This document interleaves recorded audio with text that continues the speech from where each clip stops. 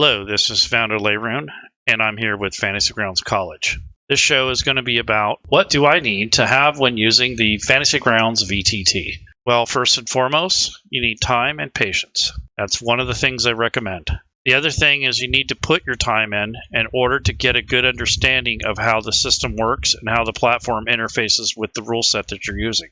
Technology-wise, you will need a PC or a good laptop. I mean, like a middle-of-the-road one, not a laptop from 15 years ago that your wife used to use at school or whatever. Ethernet, definitely try to use Ethernet as much as possible. Wireless can be a little sketchy, and quite often it can cause issues. A headset, I would go with a wired version that is comfortable for your head for wearing more than a couple hours at a time. And you'll want this especially if you're going to play online with your friends. So those are my recommendations before you even start Fantasy Grounds. Is have a halfway decent computer. It doesn't have to be top of the line, but you don't want a potato. You definitely want Ethernet as opposed to wireless. And you want to run this on either a computer, desktop, or a laptop. Some of the more modern Chromebooks and those sort of things may or may not work. They're not designed for running Fantasy Grounds. Also, the easy button is not there. So when you actually want to start playing and using the virtual tabletop to its full potential, you're going to have to put in your time and make sure that you don't give up on it, a day later because you can't figure it out. So that's one of the things I recommend in the beginning.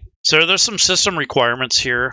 I'm not going to read through these word by word or line by line, but you do need to have kind of a middle-of-the-road computer. There's some minimum specs, and there are some recommended specs. So the main thing is having the hard drive space, having the good and updated graphics card drivers for your graphics cards, and then having at least 2 to 3 gigabytes of available video memory. That's the main issues there that you'll come across with Fantasy Grounds. So you can have the biggest, baddest computer around, but it won't matter if you don't have the right settings and also a newer or more compatible driver set with your graphics card. So that is something that's starting to come into play. So just be aware of that. So you're going to wear and use an old hat, make sure it's upgraded to its fullest. But if you're going to use something more modern, just a medium spec computer should be good. You don't need a super high-end computer PC, although that would help in some cases. But playing online, it comes down to bandwidth, so it's usually not the computer. So there's some considerations you need to make before you invest. So are you going to be a player?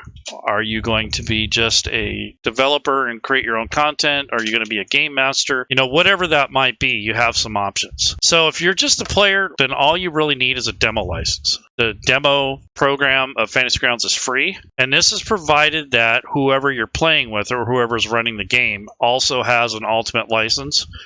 If the DM has only a standard license, then you will have to have a standard license too. So a regular standard license cannot host a bunch of demos and such. It can only host other license holders. If you're a DM, then having the ultimate license will allow you to have any of your players join your game with only the demo license or greater. If you only have a standard, then all of your players will need to have at least a standard license too in order to host a game for them. So there's no demo users with standard licenses, and that's the difference. So the only difference between a standard and an ultimate license is that with the latter, players can join your game with only a demo license.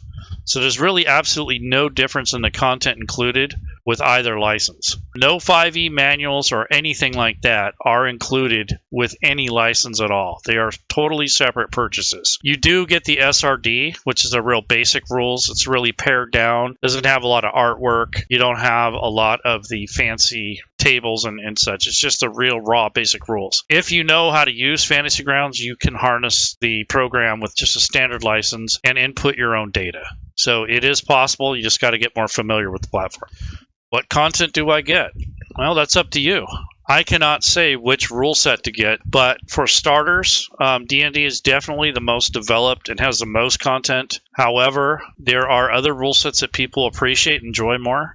And as you can see in the graphic, there's quite a few different types of systems and platforms that are supported.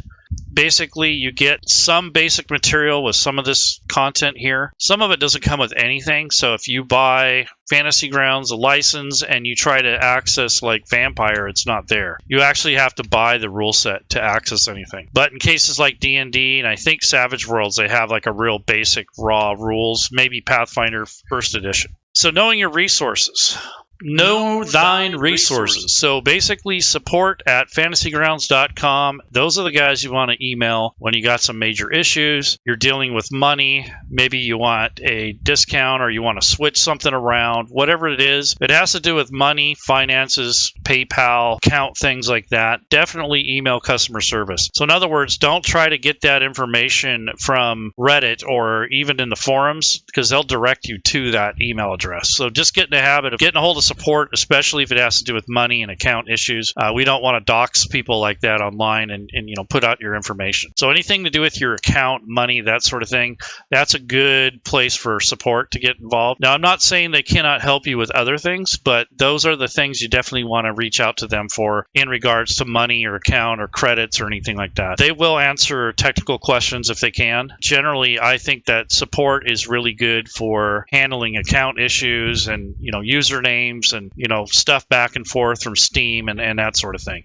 So utilize the official forum threads. So this is a snapshot of the official forums. So get to know these and use them. That's what they're there for.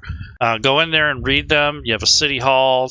There's a house of healing. I mean, there's different sections for different types of topics. Utilize the Discord communities that are out there. So if you're looking for games, or you want to start up your own game, or you're looking for help, you can go to these. There's several Discord communities out there that are just Fantasy Grounds. I mean, there's some that are, to support a patron that you might be buying into, and you get maps and things like that, tokens. But for the most part, use the Discord communities to help you bridge the gap between your understanding of the lingo, the language, all the terminology, the tribal knowledge, and then, of course, you tie that in with the things that you learn and share with others. The next is, the community is top notch. I mean, I don't know of too many places that do this, but Fantasy Grounds, the community itself is great. I started my own community because I thought it was a really cool thing, and I thought it was important that I needed to help people learn to use the platform. That way they don't get frustrated and leave. It's really, taking the time and really opening your mind up to it. Once you get a basic grasp of it and you realize what it can do, it is totally awesome. There is new character builders and such to make that process a little bit quicker and less convoluted. But for the most part, the community will help you. Just ask for help. If you're someone who doesn't like to do that, then you can always go online and look at videos. There's so many videos out there. I mean, Fantasy Grounds College has some, but Digital Dave was the one that first started really making those as a series. There were some earlier users adopting the YouTube to show people how to use the software, but there is a ton of things out there. You have PDFs and manuals and links, and you have social media, and there's so many ways to learn that I can't even count them on two hands. So that's saying a lot. So basically, you've got a couple dozen different ways to learn, and you need to pick what's best for you. But if you need, one-on-one help, or you need someone to kind of walk you through it, the college will help you with that. Or you can go to the official Fantasy Grounds Discord, and they'll help you there too. So coming up in July, at the end of the month to the 1st of August, from the 30th to the 21st, we have our Founders Day weekend. So that's Friday, Saturday, and Sunday. We're going to have some special guests. I've already confirmed Digital Dave's going to be there. He's going to do a couple hour show, and then we'll probably have Smiteworks on, also some other guests. So I'd like you to join us, and that weekend's going to be mostly games, but there will be a few classes. We're going to have some seminars and events going on that weekend. This week, in real time, up to the 8th of this month, is the Fantasy Grounds Summer Sale. So if you are trying to buy content, or you're looking to expand your library, or you want to just kind of check things out, check it out, because the licenses are about 20% off, and a lot of the content is like anywhere from 5 to 50% off, depending on what it is. And if you want to play online, make sure you get a headset and you're using Ethernet. So anyways, that's all I have today. Hopefully that helps you a little bit. I'm going to leave some links in the description after the video, and hopefully these will help you make your choice and ease you into the hobby itself. Have a good day, and I'll see you around the community. Take care. Bye-bye, everybody.